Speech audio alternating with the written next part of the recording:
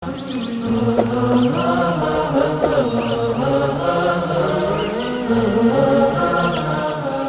آیات قرآن اطلاعاتی درباره مسائل علمی و اخباری درباره آینده و حقایقی که کسی در آن آگاهی نداشته بیان شده است. شناخته شدن چنین اطلاعاتی با سطح دانش و تکنولوژی آن دوره امکان پذیر نبوده است. بدیهی است که این امر مدرک روشنی است بر اینکه قرآن کلام انسان نیست. قرآن کلام خداوند قادر است که آفریننده همه چیز و همه کس است و علم او تمام آفرینش را در بر می‌گیرد.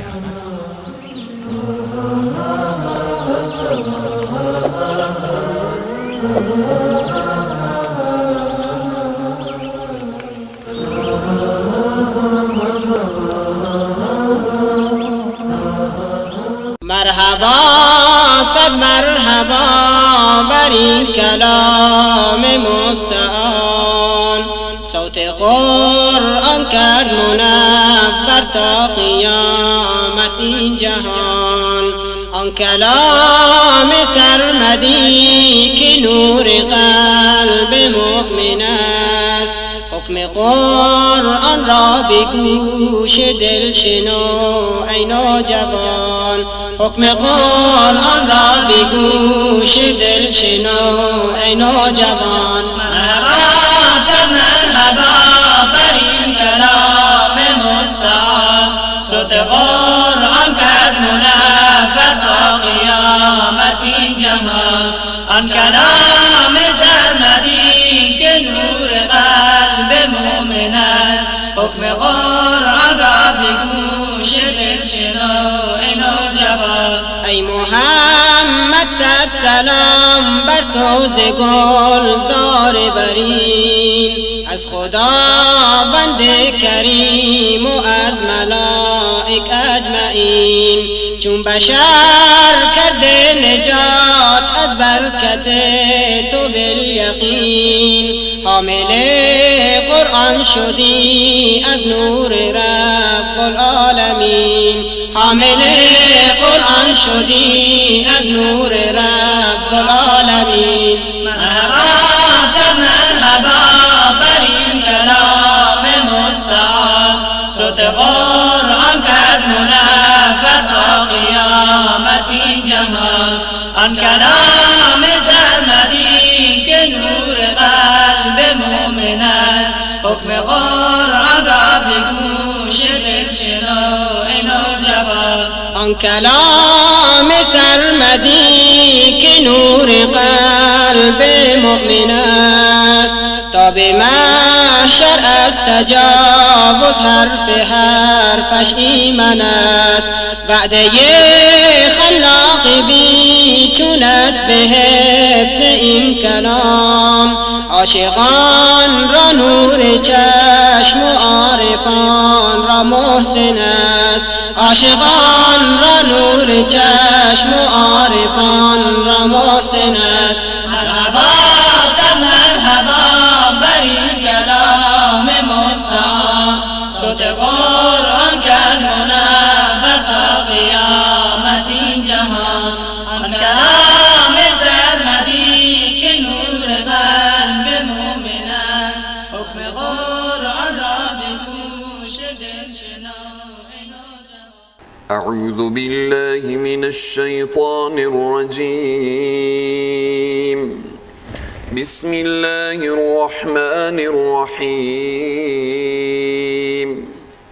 يا أيها الذين آمنوا كتب عليكم الصيام كما كتب على الذين من قبلكم لعلكم تتقون أياما معدودات.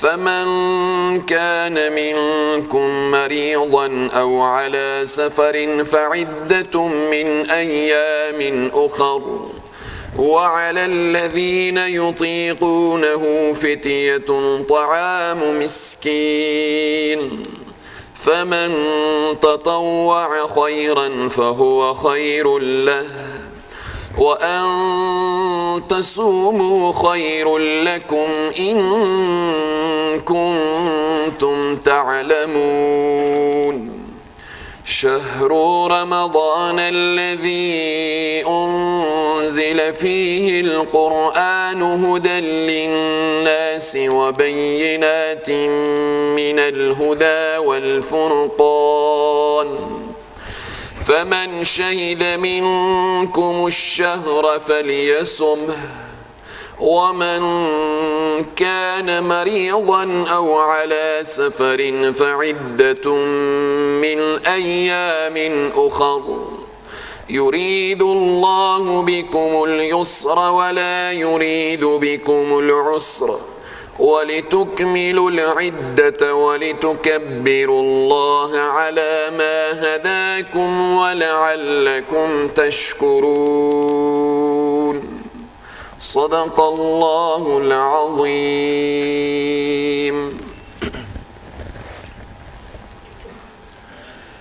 الحمد لله رب العالمين والصلاة والسلام على رسوله محمد وعلى آله وأصحابه أجمعين. خدمت برادران عزیز و بزرگوار، بزرگان، موسفیدان، جوانان و نوجوانان عزیز، خواهر و برادر، السلام علیکم و رحمت الله تعالی و برکاته. اولا حلول ماه مبارک رمضان، ماه رحمت و مغفرت، ماه نزول قرآن و بهار قرآن، ماهی که دروازه های رحمت الله سبحانه و تعالی بر روح مؤمنین خاصتا باز شده، ماهی که دروازه های بهشت باز است و دروازه های جهنم مسدود. این ماهی با فضیلت، ماهی که سر تا پا خیر و خوبی و برکات هست برای همه مسلمان های جهان، خصوصا برای شما حاضرین گرامی تبریک عرض می دارم. الله سبحانه و تعالی برای ما و شما توفیق بدهد که از ساعت و ثانیه این ماه مبارک و این ماه نزول قرآن درست و صحیح استفاده کنیم. و چقدر واقعا روز مبارکی و آغاز ماه مبارک می شود و یقینا کسی که روزه رمضان نصیبش شده و او در رمضان به این نعمت عظیم و بزرگ نائل شده و او هم در حقیقت مبارک هست و از بندگان مخلص الله سبحانه و تعالی می باشد.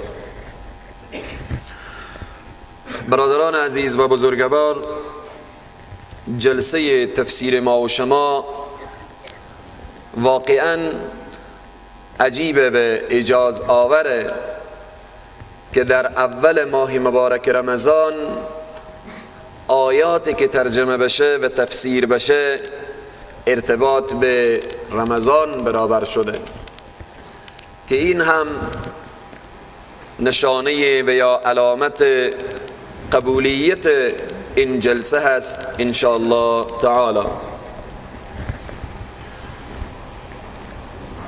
چهارمین حکم از احکام فروع البر یا از ابواب البر مسئله صوم هست، روزه هست، که این آیاتی که امروز میخوانیم جریان روزه ماه مبارک رمضان و احکاماتی که ارتباط به روزه هست بیان میفرماید. قبل از این که این آیات ترجمه شود باید که ما و شما صوم را بدانیم و بفهمیم که یعنی چی و روزه یعنی چی، و همچنین ارتباط به تغییراتی که ارتباط به روزه آمد در صدر اسلام و چند مرحله بود این را به طور خلاصه و فشرده باید بدانیم. اولا صوم به معنای روزه هست. روزه عبادتیه که از جمله شعائر اسلام، یا میتونیم بگیم که عمود یا ستون از ستونهای اسلام هست.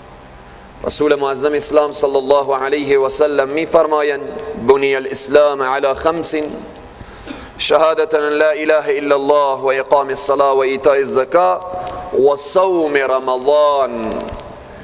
از جمله ستونهای اسلام یکی روزه ماه مبارک رمضان هست. اسلام بنا شده بر 5 چیز که یکی از جمله آن 5 چیز روزه ماه مبارک رمضان هست.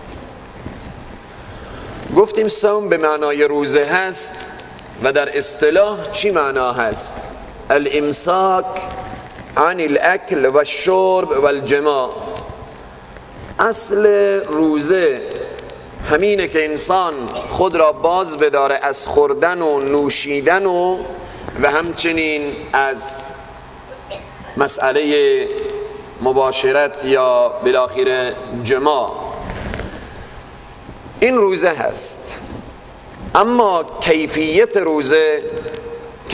روزه یک نفر روزه داره، چیزی نخوره، ننوشه و با همسر خود نزدیک نشه، این روزه هست. اما کیفیت روزه که بلند میبره که انسان باید سر تا پا روزه داشته باشه. چشم انسان روزه داشته باشه، دست انسان روزه داشته باشه و خلاصه اعضای بدن انسان هر یک روزه داشته باشه. گوش انسان روزه داشته باشه. اینها چگونه هست؟ وقتی میگیم چشم روزه داشته باشه یعنی با این چشم کاری که خلاف شرعه این چشم باید نبینه. همچنین گوش وقتی میگیم روزه داشته باشه باید غیبت نشنوه، صدای نامحرم نشنوه. و زبان وقتی میگیم روزه داشته باشه غیبت و تهمت و بهتان و افترا نداشته باشه. و پا روزه داشته باشه در راهی که خلاف شرع به او راه حرکت نکنه. دست که روزه داشته باشه خلاصه به جایی که رضایت الله نیست دراز نشود. این حالتها بر کیفیت روزه می افزاید. انسانی که سر تا پا روزه داشته باشه روزه اش در حقیقت روزه‌ای می شود که به تعبیر یکی از عرفا که می فرماید میگه روزه به منزله فرودگاه هست، به منزله میدان هوایی هست. شخصی که مسافر هست میره در میدان هوایی تا پرواز کنه و به مقصود برسه. روزه ماه مبارک رمضان فرودگاه هست، یعنی الان تو ای مسلمان در فرودگاه رمضان قرار گرفتی و میخوایی پرواز کنی. حالا در این ماه که این ماه فرودگاه هست پرواز میکنی. این پرواز به کجا هست؟ طرف رب العالمین هست. پس پرواز کن، به وسیله رمضان عروج پیدا کن. رمضان ماهیه که برای انسانها عروج میدهد، برای انسان سیر و سیاحت معنوی به سوی پروردگارش و به سوی خالقش میدهد. بناهن ماه مبارک رمضان ماهیه که انشاءالله بعداً فضائلش و ارتباط به جایگاه و خصوصیات رمضان بعداً بیان می شود. در ابتدای اسلام روزه به 3 نوع تغییر کرد یا 3 نوع تغییر یافت، یا به تعبیر دیگر 3 مرحله داشت. مرحله اول زمانی که رسول معظم اسلام صلی الله علیه و سلم وارد مدینه منوره شدند. وقتی وارد مدینه منوره شدند در هر ماه 3 روز روزه می گرفتند، ایام بیض 13 و 14 و 15 ماه را روزه می گرفتن و روز عاشورا را روزه می گرفتن و بر مسلمان ها در ابتدا روز عاشورا روزش فرض بود. بعدن که آیات ماه مبارک رمضان و روزه رمضان نازل می شود، آن روز از فرضیت یعنی روز عاشورا می آید به مستحب و بالآخره به طریق سنت و مسنونه می شود. پس از اینجا یک نکته دانستیم که روز عاشورا رو متوجه باشیم که اگرچه در فصل محرم و اینها هم در ماه محرم و اینها گفته شده، باز هم اشاره میشه که روز عاشورا فضیلت از او و برکات از او و جایگاهی از او از زمانی که حضرت امام حسین شهید شدن از او روز نیه. پس فضیلت روز عاشورا قبل از حضرت امام حسین رضی الله تعالی عنه پیامبر اکرم صلی الله علیه و سلم او روز روزه می گرفتن. پس امروز متاسفانه رواج عجیبی شده، روز عاشورا روز سنته، ولی انسان ها در روز عاشورا بین مسلمان ها به خلاصه عادت بد رواج پیدا کرده که صدقه میدن، خیرات میدن، چاشت قضا میپزن و به همین طریق که این خلاف سنت رسول الله صلی الله علیه و سلم هست. روز عاشورا در ابتدای اسلام روزه که بر مسلمان ها روزه گرفتن فرض بود و لازم بود و ضروری بود، روز عاشورا بود. بعداً او تبدیل میشه به روزه مستحب. این یک مرحله. دوم، هنگامی که فرضیت روزه ماه مبارک رمضان که روزه بگیرید و این آیات نازل شد یا ایها الذین آمنوا کتب علیکم الصیام، در این مرحله هم حالتی بود که اول وقتی آیات روزه نازل شد، بعدا آیات رو که بخوانیم خوب واضح میشه. وقتی روزه نازل شد چنین گفته شد که هر انسان اختیار داره، اگر مریض روزه رو بخوره، اگر مسافر روزه رو بخوره و اگر طاقت روزه گرفتن نداره و یا تا حتی داره طاقت روزه گرفتن ولی عادت به روزه نداره، باز هم بخوره و فدیه بده. این در صدر اسلام این مرحله دوم بود که بعداً آیه نازل میشه که فدیه فقط برای سال خوردگان و برای کسی که او شیخ فانی میگن به اصطلاح، یعنی کسی که توان و طاقت روزه گرفتن نداره و سن از او به 70 و 80 و اینها رسیده، برای از او اجازه که روزه بخوره و فدیه بده. در غیر از او برای هر انسانی که توان روزه گرفتن داره خلاصه باید روزه بگیره. این مرحله دوم. مرحله سوم در ابتدای اسلام از صبح که روزه بود تا به غروب، از صبح صادق تا به غروب، از افطار تا زمان مردم اجازه خوردن و نوشیدن و جمار داشتن که خواب نمی شدن. اگر شخص در صدر اسلام وقتی به مجردی که افطار میکرد اگر هم یک لحظه میخوابید و بیدار میشد، دیگه تا به فردا غروب آفتاب نه خورده میتوانست، نه نوشیده میتوانست و نه هم جریان همسرداری و همبستری و اینها نمیتوانست خلاصه که انجام بده. در بین صحابه این مشکل ایجاد شد، واقعا مشکل بود. یک نفر اگر افطار کنه وقتی بخوابه، بعد از خواب که یک لحظه بخوابه و بیدار بشه دیگه چیزی خورده نتنه، مشکل بود. یک صحابه از ابتدای روز در نخلستانهای مدینه کار میکرد، بسیار کار از او کار مشقت و سختی بود. شام وقتی که به خانه آمد همسر از او تا میخواست غذا آماده کنه، از بس که این صحابه خسته بود ایر خواب برد. وقتی ایر خواب برد از خواب بیدار شد، حالا چیزی هم خورده نمیتونه. وقتی چیزی خورده نمیتوانه باید این روزه میداشت تا فردا غروبش. فردا که شد بر سر این صحابه فشار آمد، هر لحظه زوف میکرد، هر لحظه بالاخره بیهوش میشد و بالاخره به همین طریق خبر به رسول معظم اسلام صلی الله علیه و سلم و این حالت بعدن آیه نازل شد که از افطار تا صبح صادق اکل و شرب و نزدیک شدن به همسر هیچ مشکلی نداره. یا این که در روایات میاره که یک صحابه بعد از این که افطار کرد خوابید، در نیمه های شب بیدار شد و با همسر نزدیک شد. وقتی نزدیک شد حالتی بود که این منع شده بود. بعداً این خبر به رسول معظم اسلام صلی الله علیه و سلم رسید و صحابه پریشان بود که چنین گناهی بزرگی را انجام داده، نافرمانی کرده، دیگه نافرمانی الله را انجام داده. به همین طریق آیات نازل میشه که از صبح صادق روزه تا به غروب آفتاب و از افطار تا صبح صادق از طرف شب اکل و شرب و مسئله جماع مشکلی نداره و آزاد گذاشته شد. این جریانی به طور خلاصه و فشرده ارتباط به تغییراتی که در ابتدای اسلام و در صدر اسلام نسبت به روزه آمد.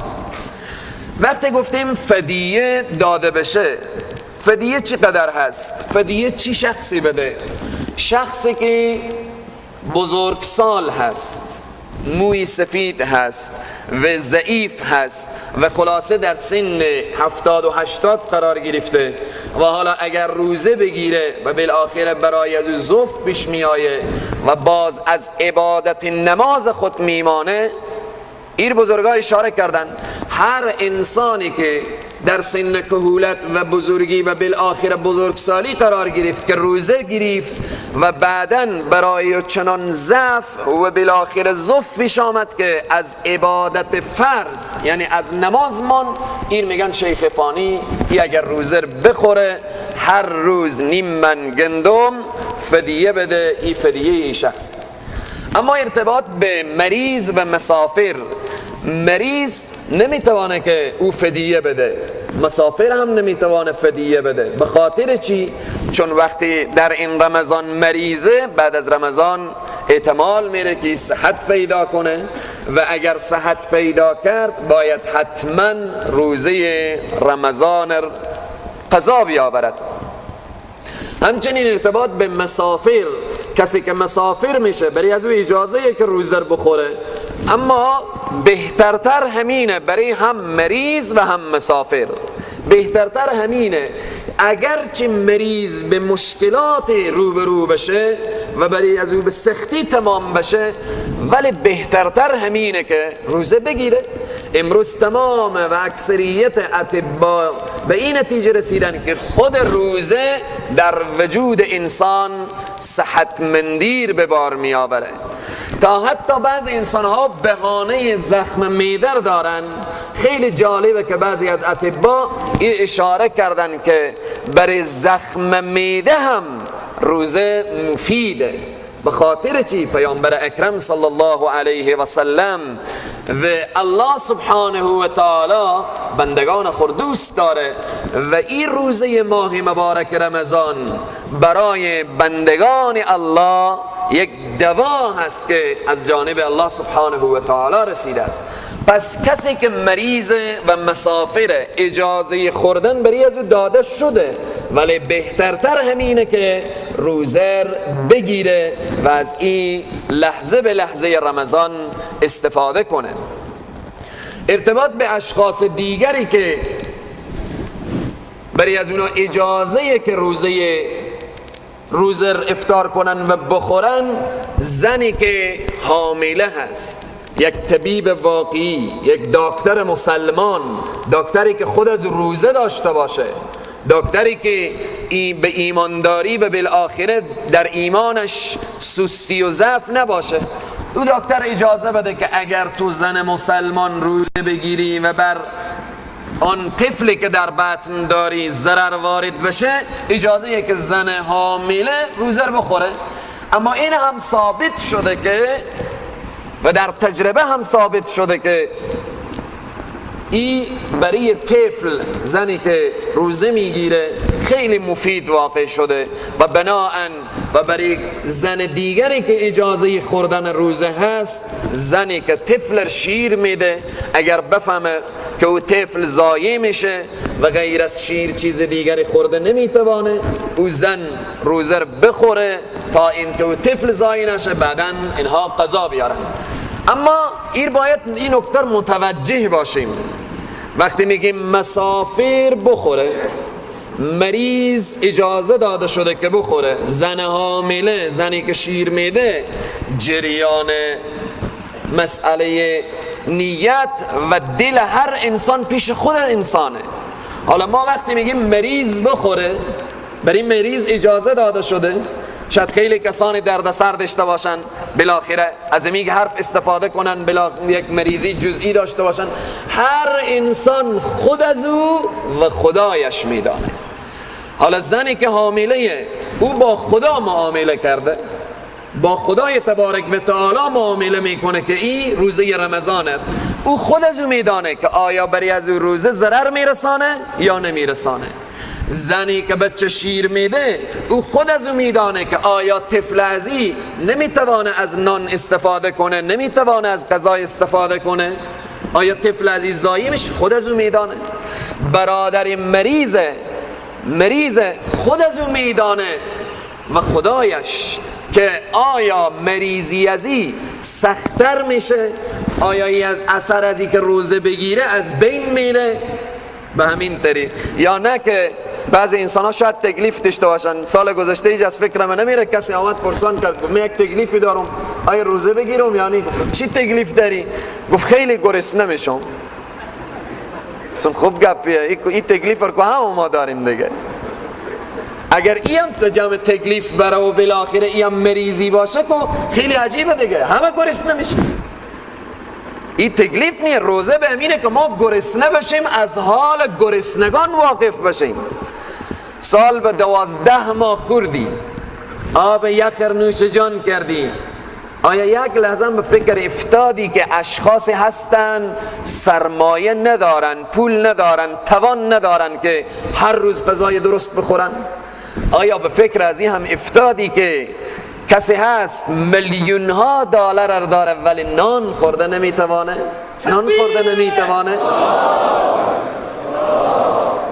به این طریق رمضان سر تا پا درسه. امروز اول ماه مبارک رمضان، یک ماه مبارک رمضان مکتبه، یک کورس سیمیناره، اما ما داخل شدیم. این رمضان باید ما رو بسازه. این رمضان در این لحظه دیروز آب می نوشیدیم، حرام بود؟ نبود، اما در این لحظه حرام، جواز نداره.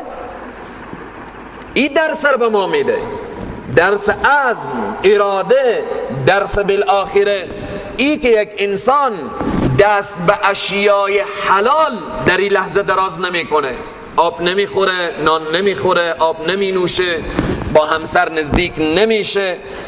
وقتی الله مایه بندگان خور عادت بده به این که به حلال تو که نزدیک نمیشی، یعنی این درس برای تو داده میشه که متوجه باش که وقتی تو عادت دادم که به حلال نزدیک نمیشی، عادت کنی که از حرام به طریق اولا دور بشی، از حرام به طریق اولا و 100% دور بشی. به این طریق وقتی گفتیم به مریض اجازه، به زن حامل شریعت اجازه داده، به زنی که شیر میده اجازه داده شده، به این طریق هر کس خودش میدانه و خودش میفهمه. پس بناهن این معامله میگذاریم با مریض و خدایش، با زن حامله و خدایش، با زن شیر دهنده و خدایش. همچنین گفتیم به مسافر اجازه هست، اما سفرهای قدیم که پیاده می رفتن، دشت و کوه و بیابان رو طی می کردن، حالا اگر شخص از هرات به 1 ساعت هم که به کابل میره، شریعت برای از اجازه داده روزه بخوره. اما بهترتر اینه که مسافر روزه بگیره. همچنین اشخاصی که روزه گرفتن جواز نداره، برای زن حائضه و برای زنی که در حالت نفسا یا حیض و نفاس قرار داره. برای از جواز نداره. شریعت مقدس اسلام چه کار کرده؟ اجازه داده و حتمی و ضروریه که باید زن حائض و نفسا باید چکار کنن؟ روزه رو بخوره. اما باید یک نکته اشاره کنیم، برادرها باید این حرف رو به خانه ها برسانن، به خواهرانی که صدای من میشنون اینها بیشتر متوجه باشن. بین جامعه ما و شما بسیار عرف و عادت بدی در بین زنها شده، عرف و عادت عجیبیه. اینه که یک زن در ابتدای ماه مبارک رمضان طفل به دنیا میاره. وقتی طفل رو به دنیا آورد، ای چیه؟ ای در حالت نفاس قرار داره. ای باید چکار کنه؟ روزه رمضان رو بخوره. الله برای از اجازه داده. برای زن حائض و نفسا روزه رمضان بعد از این که پاک شد چکار کنه؟ قضا بیاره. اما نماز قضا نداره برای زن حائض و نفسا. عادتی که شده خیلی مهمه. حیض اقلی و 3 روزه، اکثری و 10 روزه، این که یک بحث. اما بحث نفاس اقلی نداره، اکثر از 40 روزه. یک زن وقتی طفل به دنیا میاره، بعضی زنهاین به 1 روز از این عادت پاک میشن، بعضی به 2 روز، بعضی به 5 روز، بعضی به 10 روز، بعضی به 20 روز، بعضی به 1 ماه، انتهای 40 روزه. اما به بین زنها بسیار عادت غلط شده که مثلا در ابتدای رمضان یا 5 روز به رمضان میمانه، خدا طفل میده. وقتی این زن وضع حمل میکنه، ماه مبارک رمضان داخل میشه، بعد از 5 روزی پاک شده، اما چه کار؟ این روزر میخوره. چرا روزر میخوری؟ هنوز 40 روز نشده. عادت زنهایی که نگاه میدارن و بالاخره روزه رمضان رو میخورن، نماز نمیخوانن، به خاطر چی؟ 40 روز نشده. به اصطلاح میگن آب 40 بر سر ریختانده نشده. خلاف شرع. به 2 روز پاک میشه. مثلا اگر امروز اول روزه یک زن طفل رو به دنیا میاره، فردا پاک میشه، از پس فردا روزه برای از فرض لازمه، ضروریه، باید روزه رمضان رو بگیره، نماز خور بخونه. ها این که زنهای مسکین اگر باز به سر 5 روز بگن ها ما روزم میگیریم، نمازم میخوانیم، اما یک چیز از پیش اینا شاید بالاخره ترک بشه، همان چلو مرغی که به اصطلاح میزنن.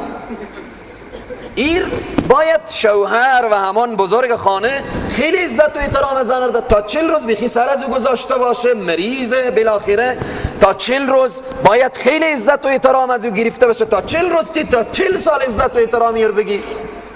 اما روزه رمضان نخوره. رسول الله صلی الله علیه و سلم میفرمایند هر کس 1 روز ماه روزه از روزه رمضان 1 روز به قصدن بخوره، تمام عمر خود روزه بگیره، جبران 1 روز کرده نمیتونه. تمام عمر خود یک شخص روزه بگیره، جبران 1 روزی که به قصدن خورده باشه. پس این زنی که پاک شده و روزه بخوره، این قصدن روزه خورده. پس این خیلی مهمه که باید خواهرها متوجه بسازیم و خواهرها متوجه باشن که در ماه مبارک رمضان متوجه باشن که روزه وقتی که پاک میشن، روزه از پیش اینا ترک نشه. این به طور خلاصه و فشرده موضوعات و احکاماتی بود که ارتباط به روزه بیان شد. انشاءالله فضائل از او بعدن که آیات را ترجمه کنیم، فضائل روزه ماه مبارک رمضان را بیان میکنیم. اعوذ بالله من الشیطان الرجیم. یا ایها الذین آمنوا، ای اهل ایمان، ای مسلمان ها. این 4مین حکم از فروع البر. گفتیم که احکام ابواب البر شروع شد، فروع البر شروع شد. الله سبحانه و تعالی می فرماید ای اهل ایمان، ای مسلمان ها، من و شما رو مخاطب میکنه. کتب فرض کرده شد علیکم بر شما الصیام، روزه ماه مبارک رمضان به شما فرض شد. کما کتب علی الذین من قبلکم، شما پریشان نباشید که این روزه برای ما چقدر سخت خواهد بود. نه، این امتحانی که شما شدید قبل از شما، کما کتب، چنانچه که فرض کرده شده بود بر کسانی که من قبلکم، پیش از شما. از حضرت آدم تا به خاتم روزه بود، اما چگونه بود اختلاف داشت. نه این که 30 روز باشه و از صبح تا شام و به همین طریق، ولی روزه از آدم تا به خاتم امتهای گذشته هم روزه داشتن. کما کتب علی الذین من قبلکم، چنانچه که فرض کرده شده بود بر کسانی که من قبلکم، پیش از شما بودن. خب نتیجه روزه، هدف از روزه، چرا روزه بگیریم؟ چرا فرض شده؟ به خاطر چی؟ لعلکم تتقون، تا اینکه شما با تقوا بشیم، شما پرهیزگار بشیم. روزه آدم رو متقی میکنه، روزه آدم رو پرهیزگار میکنه. وقت انسان متقی شد، بهشت اعدت للمتقین، بهشت آماده شده برای متقین، بهشت آماده شده برای پرهیزگارا، بهشت آماده شده برای کسانی که از خدا میترسن. روزه رمضان، روزه تقوا رو به وجود میاره. به راستی هم که روزه بعضی انسان ها به این فکرن که خیلی بعضی انسان ها حرفای ناامید کننده میزنن. از بعضی شنیدم یا رب ما ایمان داریم نداریم. روزه برای تک تک ما و شما نشان میده که ایمان داریم یا نداریم. ایمان چیه؟ ایمان همان قوه ایمانی که در وجود تک تک ما و شما. اگر یک شخص روزه بخوره، بیای به محضر عام بگم من روزه دارم، غیر از الله دیگه کی میدانه؟ هیچ کس نمیدانه. این هوای گرم، این روزهای بلند، ولی میبینیم که جوان، نوجوان، پیر، هر کدام بالاخره تا حتی رنگ ها پریده، باز هم او قوه ایمانه که او نگاه میداره.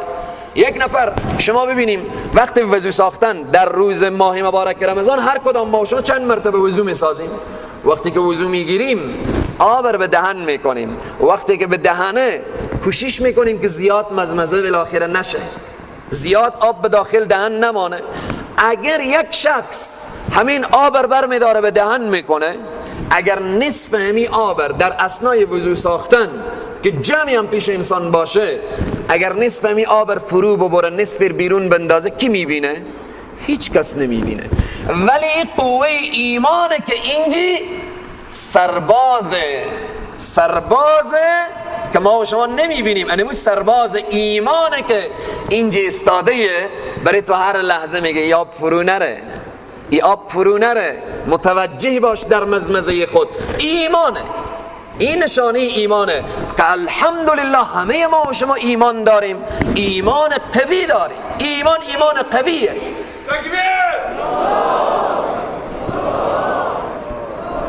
چقدر انسان ها وقتی که به خانه تک و تنها باشن میتونن بالاخره آب بنوشن، اما ترس از الله چه کاره؟ مانع میشه که اونها دست به غذا و آب و بالاخره اینها بزنن.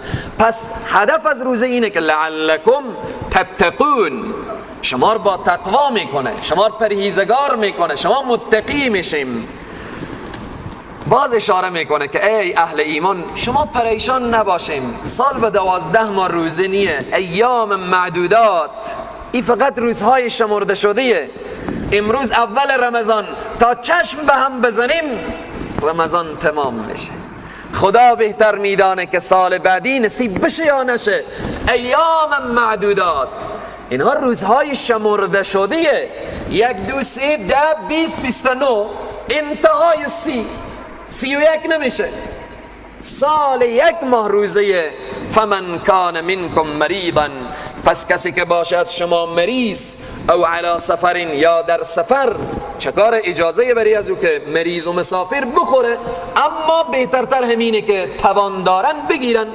اما اگر خوردن فعدت من ایام اخر، پس لازم است بر کی؟ بر همین شخص مسافر و بر همین مریض، من ایام اخر، روزهای دیگری، یعنی بعد از عید این مریض قضا بیاره و مسافر هم قضا بیاره.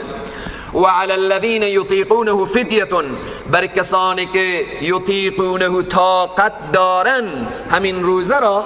این آیه گفتیم که منسوخ شده، صدر اسلام اختیاری بود، اول ابتدا که روزه آمد اختیاری بود، هر کس اختیار داره روزه میگیره یا فدیه میده. و علی الذین، بر کسانی که یطیقون اینها طاقت دارن چیه؟ فدیتون، اینها فدیه بدن، طعام و مسکین، بر یک مسکینی طعام بدن، نیم من گندم بدن. به همین طریق این آیه منسوخ شده. این آیه منسوخ شده به خاطر چی؟ پس هر انسانی که توان داره، طاقت داره، باید که حتمی روزه بگیره و این حکم فقط بر شیخ فانی و انسان سال خورده و انسانی که بالاخره بزرگ سال و کهن ساله اجازه داده شده. فمن تطوع خیرا فهو خیر له، پس هر کس که تطوع کنه یعنی رغبت کنه، رغبت کرد خیرا، خیری را، یعنی در عرصه فدیه. حالا یک موسفید طاقت روزه گرفتن نداره، فدیه میده. حالا اگر به یک مسکین شریعت گفته طعام بدی، نیم من گندم بدی، اگر او به 10 مسکین داد فهو خیر له، این بهترتره برای از او، کار مبارکتریه. و ان تصوموا خیر لکم، و روزه گرفتن بهتره برای شما.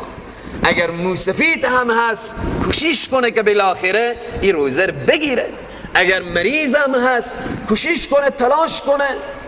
خدا کریمه که الله سبحانه و تعالی برای از توفیق بده و برکت ماه مبارک رمضان خداوند همه مریضان شفای عاجل عنایت بفرماید که اونها صحتمند بشن.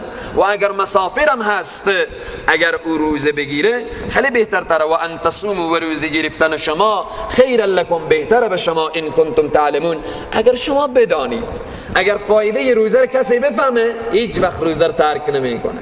اگر بدانه، به صحرای محشر، ارتباط به فضائل روزه بعدا اشاره میکنیم، به صحرای محشر گفته میشه که این الصائمون، کجاین روزه‌داران؟ دستاخور بلند کنن که یک دروازه مخصوصی به نام باب الریان، اون مختص دروازه برای صائمین ماه مبارک رمضانه. بعدن روزه‌داران ماه مبارک رمضان، تو پدر موسفید، تو جوان عزیز، تو خواهر، تو برادر، به صحرای محشر دست بالا میکنی که من از جمله صائمینم. به همین طریق بعد گفته میشه که بفرما این دروازه مالتونه، از این دروازه مخصوص خصوصی وارد بهشت باشم. چقدر مهمه روزه ماه مبارک رمضان. الله سبحانه تعالی میگه این کنتم تعلمون، اگر شما بدانیم. ای مسافر، ای کسی که تو مریضی جزئی داری که میخوایی بهانه کنی، ای کسی که تو بالاخره شاید مریضی تو انقدر اوج نداشته باشه و میخوایی به یک بهانه، اگر فضیلت روزه رو بفهمی هرگز روزه ترک نمی کنی. ایام معدودات، این روزهای شمرده کدام روزهای؟ این روزهای شهر رمضان الذی انزل، ماه رمضان، ماهی که نازل شده فیه در آن القرآن، ماه نزول قرآن، هدن، قرآنی که برای هدایت للناس، برای هدایت مردمان، و بینات، و دلیل های واضح و آشکار من الهدا، از رهنمایی، و الفرقان، و قرآن کتابیه که چکار فرق میگذاره بین حق و باطل. وقتی دو نفر دعوای داشته باشن حتما یکی حق یکی باطل، به قرآن مراجعه کنیم، قرآن چکار میکنه؟ فرق میگذاره بین حق و باطل. فمن شهد منکم الشهر، این آیه که همون آیه و علی الذین یطیقونه منسوخ کرده. فمن شهد، پس کسی که مشاهده کرد، دریافت، منکم از شما، الشهر، همین ماه را، فلیصم، بعد چکار کنه؟ بعد روزه بگیره. هر کس که ماه مبارک رمضان دریافت که طاقت روزه گرفتن داره، چکار کنه؟ باید که روزه بگیره. باز تاکید میکنه و من کان، هر کی که باشه مریضن، بیمار، مریض، او علی سفر، یا در سفر یعنی مسافر، برای از اجازه داده شده فعدت من ایام اخر، پس لازمه چکار کنه؟ من ایام اخر، که روزهای دیگر بعد از رمضان عوض از این روزه بگیره. یرید الله بكم اليسر، خداوند اراده آسانی داره به شما. یرید الله، میخواد خداوند به شما الیسر، آسانی را. خداوند اراده آسانی کرده. چگونه؟ در ابتدایی بود که اگر کسی بعد از افطار میخوابید دیگه تا صبح از جریان اکل و شرب و جماع محروم بود. شریعت مقدس اسلام، قرآن میگه الله برای شما اراده آسانی داره، اراده سختی نداره. اگر خیلی مریضی، شریعت مقدس اسلام حتمی نگفته روزه بگیر. مریضی روزه رو بخور، بعدن که شفا یافتی و صحتمند شدی و بالاخره روزه بگیر. مسافری میفهمی و میدانی که در سفر بره تو مشقت مشکلات، بازم اجازه داده شده. یرید الله، میخواد الله به شما آسانی را، ولا یرید بكم العسر، و نمیخواهد به شما دشواری را. الله اراده آسانی داره، اراده سختی نداره. یک نکته رو به همین جا اشاره میکنم. بعض انسان ها به تمام عرصه ها فوراً این آیه تکرار میکنن که یرید الله بكم اليسر ولا یرید بكم العسر. در جایی بودیم که خیلی عصبانی شدم، بس از حجاب شد، یک شخصی میگه یرید الله بكم، خدا اراده آسانی داره، اراده سختی نداره. به همین طریقه پس این باید بدانیم که خدا اراده آسانی داره و اراده سختی نداره در جریان روزه ماه مبارک رمضان.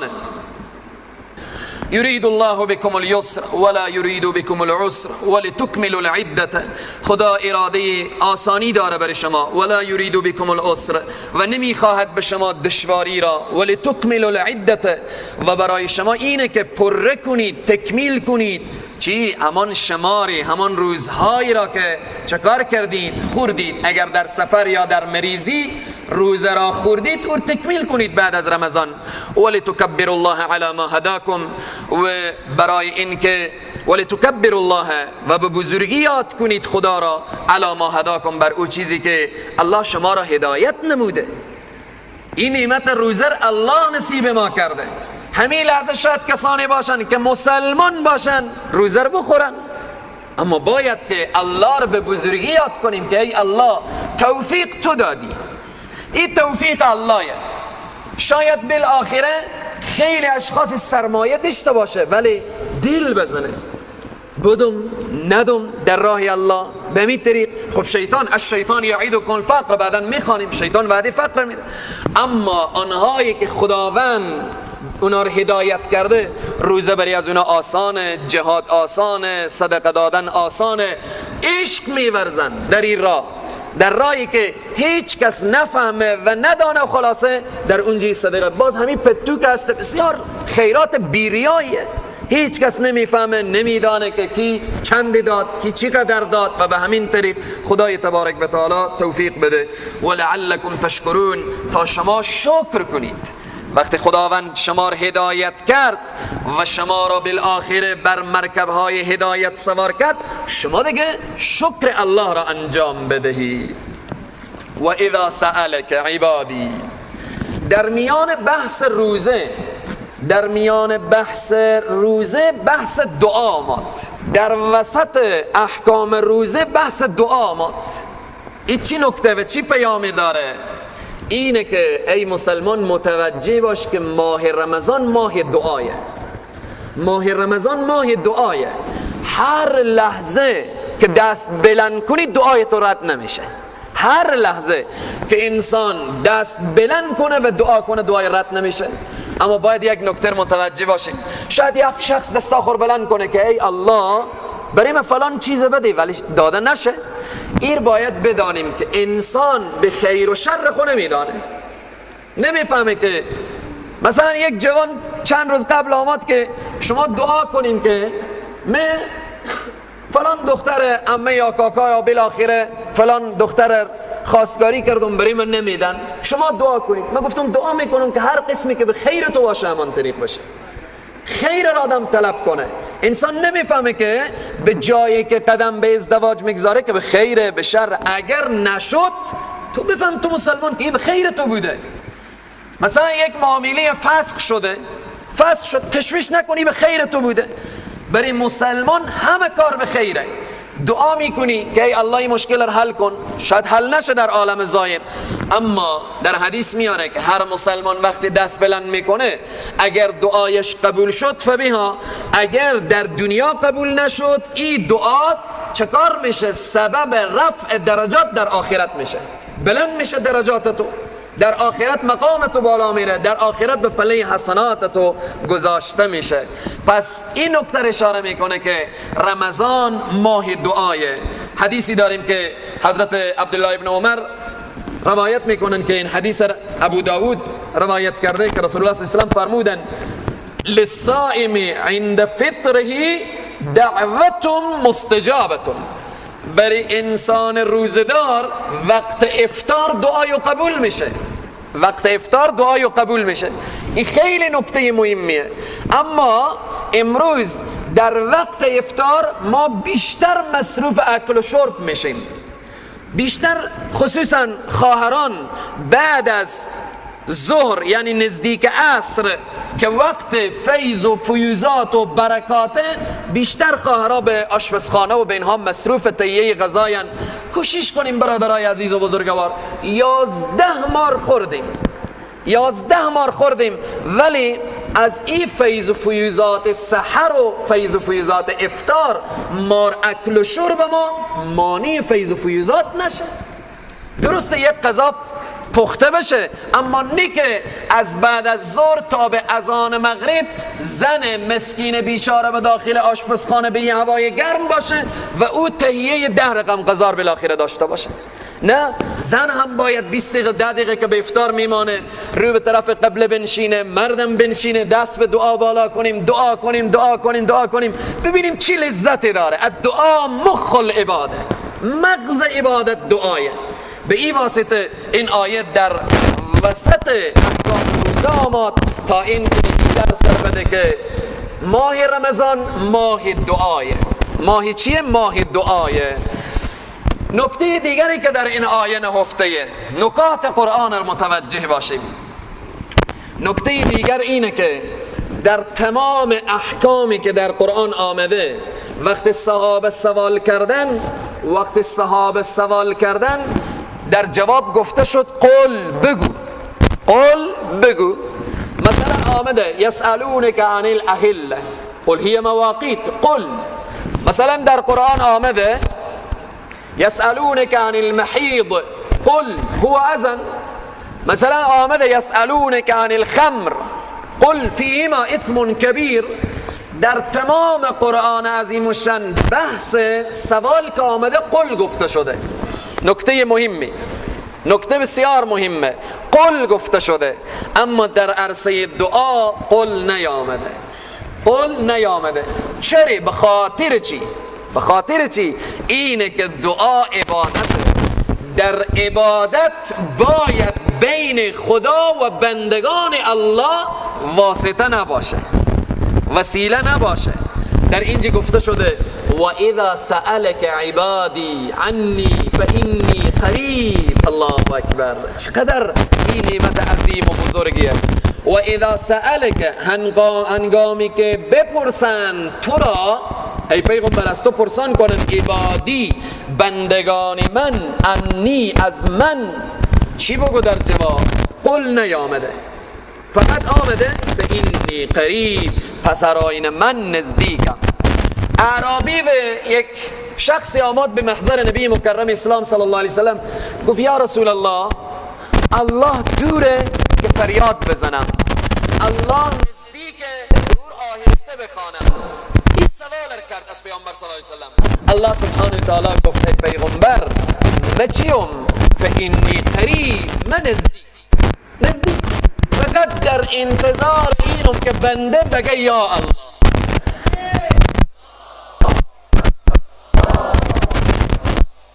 اجیب دعوت الداع، الله میگه اجابت میکنم دعا کننده را. اذا دعانی، وقتی که دعا کنه، وقتی که سوال کنه از من، وقتی که بخواه از من، فلیستجیبوا لی ولیؤمنوا بی لعلهم یرشدون، اما اینجا خداوند جل جلاله یک تایتر گذاشته، پس باید که قبول کنن، اجابت کنن حکم مرا، ولیؤمنوا بی، و ایمان بیارن به من، لعلهم یرشدون، تا چکاره؟ تا ایشان یرشدون هدایت بشن، تا ایشان به راه نیک درآین. این نکته خیلی مهم بود که ماه مبارک رمضان ماه دعای، ماهیه که وقت افطار و وقت سحر از دعا خلاصه همه امت اسلامی فراموش نکنیم. احل لکم لیلة الصیام، این بحث دعا در وسط که آمد، این نکته رسان که ماه مبارک رمضان ماه دعای. جریانی که اول اشاره کردیم، گفتیم در ابتدای رمضان بعد از افطار اگر کسی میخوابید دیگه اکل و شرب و مسئله بالاخره همسری و همبستری نمیتونست انجام بده. این آیه اشاره میکنه احل لکم، حلال کرده شد شما، لیلة الصیام، شبهای روزه حلال شد به شما، بعد از افطار تا صبح صادق حلال شد برای شما اکل و شرب و جریان و غیره. الرفث و چی حلال کرده شد به شما در شبهای رمضان؟ مخالطت، رفث یعنی جماع، الی نسائکم، با زنانتان. هن لباس لکم، ایشان یعنی زنها لباسیان برای شما، و انتم و شما لباس لهن، و شما هم لباس و پوشاک هستید برای ایشان. خیلی نکته مهمه، الله سبحانه تعالی زن و شوهر تشبیه به لباس زده، تشبیه به لباس زده. لباس چقدر با انسان نزدیکه، چقدر نزدیکه در وجود، در جسم انسان لباس چسبیده. زن و شوهر با هم دیگر باید چنین نزدیک باشن، از لحاظ فکری، از لحاظ بالاخره اعتقادی، از لحاظ درک و فهم و درایت و اینها. لباس عیب انسان رو میپوشه، باید زن و شوهر عیوب هم دیگر رو بپوشانن، باید عیب پوش هم دیگر باشن. و خلاصه به همین طریقه که این آیه مبارکه نکات زیادی داره که بارها و بارها توضیح دادیم. علم الله انکم، میدانست خدای تبارک و تعالی، یا دانست خدای تبارک و تعالی، انکم همان شما، کنتم بودید، تختانون خیانت میکردید. یعنی چی؟ یعنی اون صحابه وقتی افطار کرد و خوابید در نیمه شب با همسر خود نزدیک شد، یک خیانت بود دیگه تا اندازی شخصی که در اون شب، یعنی اون صحابه، اون کسی که اگر اکل و شرب یا جمار انجام داد در شبی که منعم بود، فتاب علیکم، پس قبول توبه کرد، علیکم بر شما، و عفا عنکم، درگذشت از شما. خدای تبارک و تعالی عفو است، شما رو بخشیده. فالآن، پس الان باشروهن، مباشرت کنید با زنان خیش در شبهای رمضان، هیچ مشکلی نداره اکل و شرب و نزدیک شدن. فالآن، پس الان باشروهن، مباشرت کنید با زنان. یعنی چی؟ با زنان که اینجا آمده یعنی با زنان منکوحه خود. وابتغوا، و بخواهید و طلب کنید، ما کتب الله، آنچه که الله مقدر کرده به شما. یعنی وقتی که با همسر نزدیک میشوید یک هدف داشته باشید که نزدیکی شما طلب اولاد صالح باشد، شما در طلب اولاد صالح باشید. هدف از ازدواج و هدف از نزدیک شدن زن و شوهر تنها قضیه شهوترانی نیست، هدف اینه که اولاد صالح به دنیا بیاید. بعد اشاره میکنه الله سبحانه تعالی و کلوا واشربوا، و بخورید و بنوشید از ابتدای شب تا به چی بعد؟ بخورید و بنوشید حتی یتبین لکم الخیط الابیض من الخیط الاسود، تا تار سفید از تار سیاه چه کار بشه؟ جدا بشه و معلوم بشه. من الفجر، از صبح. یعنی چگونه؟ از غروب آفتاب که وقت افطاره که الان اذان داده میشه یا بالاخره ساعتها تعیین شده، تا اخیر شب تا صبح صادق شما اجازه خوردن و نوشیدن و نزدیک شدن با همسر دارید. اما ثم اتم الصیام الی اللیل، ولی متوجه باشید که باز تمام روز را الی اللیل، تا انتصاب شب، خوردن و نوشیدن و نزدیک شدن با همسر در شب اجازه، ولی از صبح صادق تا غروب آفتاب قرباز دارید از اکل و شرب و از